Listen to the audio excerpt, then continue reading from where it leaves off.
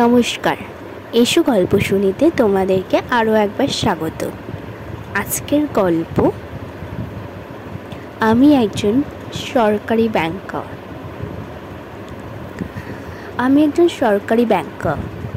2023 বিয়ে হয়েছে। চেয়েছিলাম মন্দিরে বিয়ে করব, কিন্তু সমাজের বাস্তবতা সেটা করতে দেয়নি।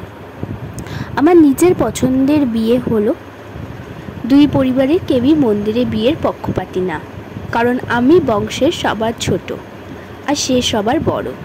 আমার বাবার শেষ কথা, বিয়েতে সব আত্মীয় আর পরিচিতদের খাওয়াতেই হবে, না হলে সে বিয়েতে যাবে না। তার একটা সম্মান আছে না। বিয়ে, বৌভাত, ফটোশ্যুট সবই করতে হলো।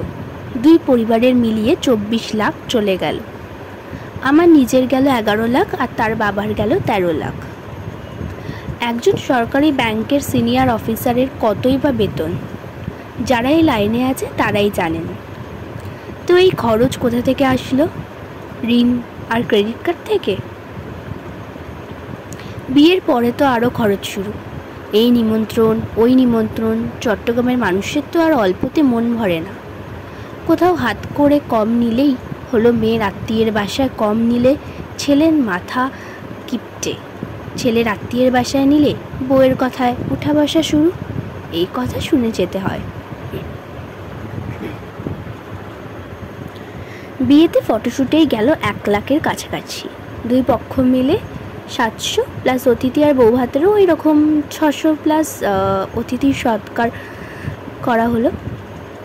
এইসব কথা কেন বলছি? এইবার কর্মের ফল নিয়ে বলি। প্রথমে আমার শ্বশুরেরটা বলি। উনি কিছু টাকা জমিয়েছিলেন আর বাকিটা ধার। বর্তমানে ধারের টাকা শোধ দিতে দিতে তার ব্যবসার অবস্থা খারাপ। মূলধন শেষ, কোনো রকম দোকান দিয়ে আছে। আমার কথায় আসা যাক। 5 লাখ ঋণ আর 3 লাখের ক্রেডিট কার্ড দিয়ে বিয়ে তো করে নিলাম। হাতে তো বেতনের বাইরে আর টাকা আসে না। নতুন বিয়ে 2টা টিউশন করাতাম, বিয়ের পর সে টিউশনগুলোও চলে গেল। এই সময় যা হয়, বৃদ্ধ বাবা মায়ের ওষুধ, নিজের খরচা, সংসার আর কুলিয়ে উঠতে পারছিলাম না। ক্রেডিট কার্ড একটা শোধ করতে আরেকটা নিতে সম্ভব হচ্ছে না। সেটা শোধ করতে আরেকটা এভাবে ক্রেডিট বার্নিং বাড়তে লাগলো। বাবা অসুস্থ হলো, অনেক টাকা দরকার বাবাকে বাঁচানোর জন্য। অনেক ট্রাই করলাম, তাও বাবাটা থাকলো না, চলে গেল। শেষকৃত্য, শ্রাদ্ধ কর্ম করতে আরও ঋণ। ব্যাংক ঋণে আরও বাড়ল। মানুষের থেকে ধার নিয়ে ঋণ আরও বাড়ল। বউ এখন অসুস্থ, সামনে আরও খরচ। অফিসের বাইরে একটা টিউশন করি।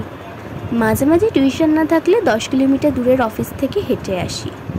মাঝে মাঝে এমন দিন যায়, সকালে 2টা রুটি, দুপুরে বাসা থেকে আনা ভাত, সবজি, আর রাতে 2টা ভাত খেয়ে আমার দিন কেটে যায়।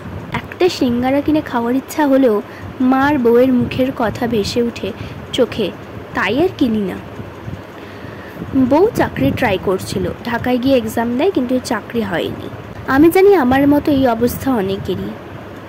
আমি কোনো সাহায্যের জন্য এই কথাগুলো বলছি না, শুধু চোখে আঙুল দিয়ে দেখিয়ে দিতে চেয়েছি বর্তমান সনাতনী সমাজের কলঙ্কাশাল অস্তিত্বকে। পকেটে টাকা না থাকলে শুধু সামাজিকভাবে হেয় না হয়ে ভয়ে আর আত্মঅহংকারে সঙ্গী হয়ে চলা, এই আমাদেরই আর্থিক শেষ করে দিচ্ছে।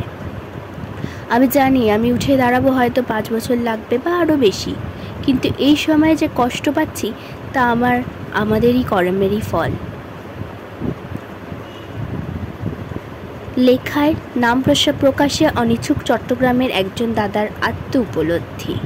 নমস্কার, আজকের এই গল্প এতটাই। চোখ রাখুন পরবর্তী ভিডিওতে। টাটা।